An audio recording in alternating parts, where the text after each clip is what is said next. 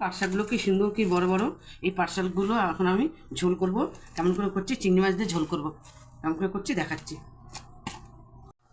দেখো জলটা গরম হয়ে গেছে, এবার আমি পাট শাকটা কেটে নিয়েছি, এটা আমি দিয়ে দিচ্ছি। এটি পাট শাকটা আগে একটু সেদ্ধ করে নেব।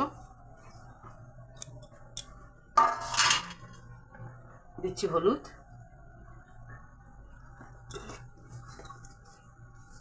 আর লবণ দিয়ে এটাকে ভালো করে ফুটিয়ে নেব।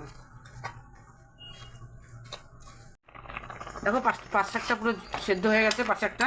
এবার আমি এটা ঢেলে নেব। দেখো তেল গরম হয়ে গেছে, এবার পাঁচফোড়ন দিয়ে দিলাম, দিয়েছি শুকনো লঙ্কা, রসুন,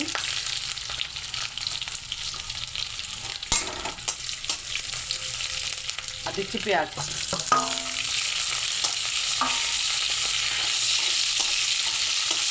আর এখানে চিংড়ি মাছ সব একসঙ্গে লাল করে ভেজে নেব।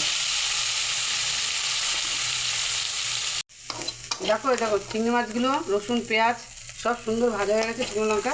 এবার আমি এই যে সেদ্ধ করা পাট শাকটা ঢেলে দেবো।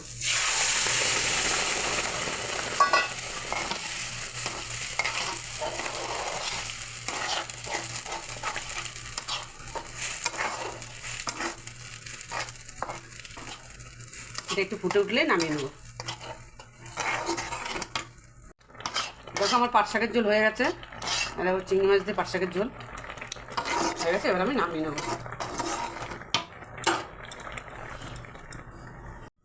দেখো আমার চিংড়ি মাছ দিয়ে পাট শাকের ঝোল হয়ে গেছে। কারা কারা খাও জানি না, কিন্তু আমরা খুব ভালো খাই, খুব ভালো লাগে খেতে। খেয়ে দেখবে, খুব দারুণ লাগবে।